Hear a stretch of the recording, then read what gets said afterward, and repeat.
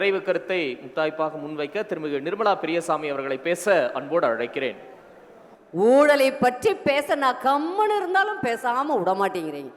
30,000 கோடியை சம்பாதித்து வைத்துக் கொண்டு ஊழலில் என்ன செய்வதென்று தடுமாறுகிறார்கள் முதலமைச்சரின் குடும்பத்தினர் என்று சொல்லது நாங்கள் யாரும் அல்ல, உங்கள் அப்போதைய தென் பினான்ஸ் மினிஸ்டர், ஒரே ஒரு நல்ல மனிதன் திமுகவில், பிடிஆர் பழனிவேல் தியாகராஜன்.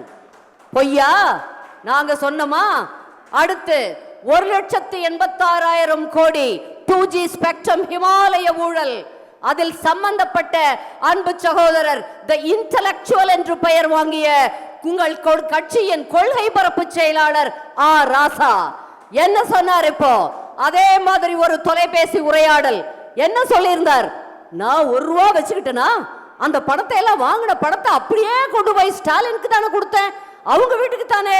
இப்ப ரேடுக்கு வந்தாங்களே 1 ரூபா என் வீட்டுல எடுத்தாங்களா? ஸ்டாலின் அவர்களை என்ன சொன்னாங்க முதலமைச்சரை? அவருக்கு என்ன தகுதி இருக்கு?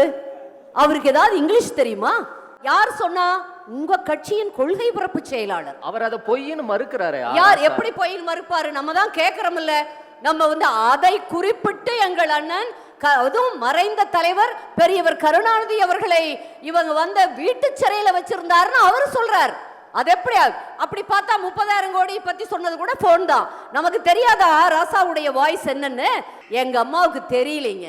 உங்களை மாதிரி SR பாலசுப்ரமணியம் அவர்கள் காங்கிரஸ் தலைவர் அப்பொழுதே சொன்னாராம், இதை ஒரே ஒரு இதுல சட்டப்பேரவையிலேயே இதை இல்லாமல் செய்து கொள்ளலாம் என்று. எங்கள் அம்மா இல்லை, நான் சந்திக்கிறேன், நீதிமன்றத்தில் சந்தித்து விடுதலை பெற்று வெளியே வருவேன் என்று சொன்னாங்க. சொன்னவங்களுக்கு அது முடியல, கடைசி வரை அதை இழுத்துக்கொண்டே போய் அவர்கள் அந்த வேதனையிலேயே மனம் குமைந்து உண்மையிலேயே அவர்கள் மரணத்துக்கே, எங்கள் அம்மாவின் மரணத்துக்கே காரணம் திராவிட முன்னேற்ற கழகம் போட்ட அந்த பொய் வழக்கு.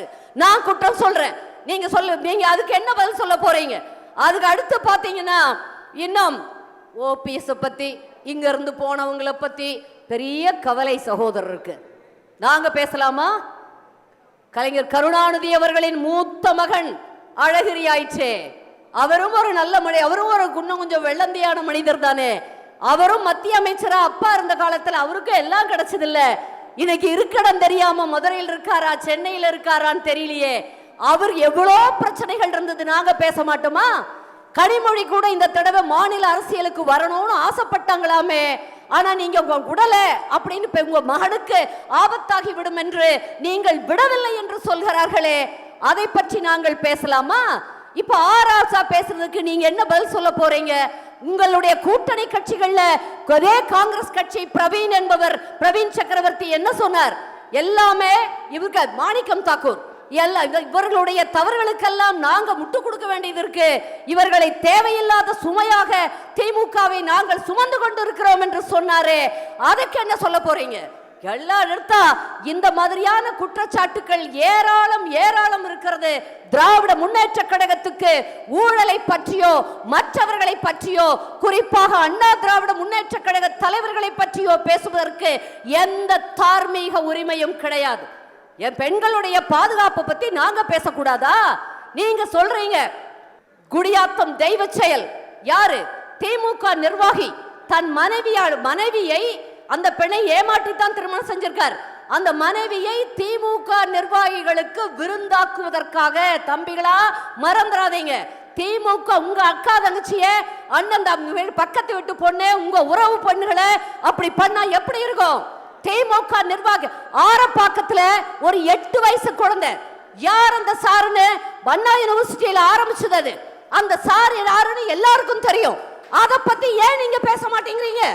எல்லாம் அதுல சம்பந்தப்பட்டவரும் உங்கள் திமுக நிர்வாகி, சம்பந்தப்பட்டவரும் உங்கள் இதுல பெரிய பொறுப்புல இருக்கார். திமுகவுல அமைச்சராக கூட இருக்கலாம், அமைச்சராக இருப்பவர் என்று சொல்கிறார்கள். நீங்க கேட்கிற நியாயமான கேள்வி. ஆனா உங்க கட்சியை சார்ந்த திரு CV சண்முகம் எனக்கு நயன்தாரா வேணும்னு பேசுறாரு. சீனிவாசன் ஒரு ஜாலியா ஒரு கமெண்ட் பண்றதுக்கும் ஒரு பெண்களை மாரபங்கப்படுது என்ன தம்பி இது? என்ன கிருஷ்ணகிரியில ஊத்தங்கரையில 2.5 வயசு குழந்தைய ரேப் அண்ட் மர்டர், 2.5 வயசு குழந்தை, ஒரு தாயாக ஒரு பெண்ணாக எனக்கு அப்படி ஒரு வெறி வருது. அதை போலத்தான் அதை நினைச்ச விளாத்தி குளத்துல 17 வயசு பெண் குழந்தை. எல்லாம் நினைச்சு பாருங்க தம்பிகளா, எல்லாம் உட்கார்ந்து இருக்கீங்க. 17 வயசு, உங்க வயசு இல்ல, உங்களை விட 1-2 வயசு சின்ன பொண்ணு போய் இயற்கை உபாதை கழிப்பதற்காக கிராமத்துல வெளியில போன குழந்தைய அது ஒரு ரேப் அண்ட் மர்டர். அத போலீஸ்ல போய் கம்ப்ளைண்ட் பண்ண போனா அந்த இடத்துல அங்க போலீஸ் வந்து அசால்ட்டா அசங்கியமா பேசியிருக்காங்க. எங்காவது இருப்பா போய் பாருங்க, தவறாக பேசி இருக்கிறார்கள். அந்த எல்லா குடும்பமே ஊரே திரண்டு வந்து சண்டை போட்டதுக்கு அதுக்கப்புறமா ஒரு நடவடிக்கை. இவங்க யாரையாவது கைது பண்ணா கூட பயமா இருக்கு.